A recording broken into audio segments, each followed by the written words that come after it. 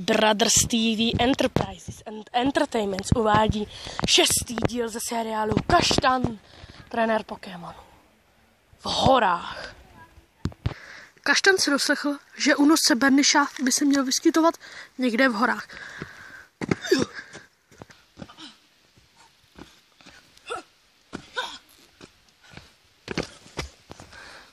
Bernišu by se měl vyskytovat v horách.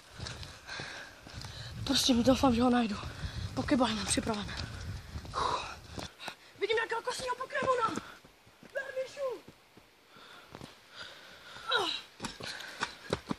Kurňa, klacek! To je on!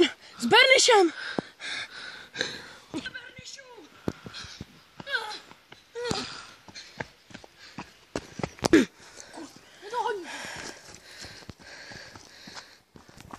Konec 6. dílu. Dohoní Ondra Kaštan zloděje a chytí ho. Uvidí se v dalším díle. Pokračování příště.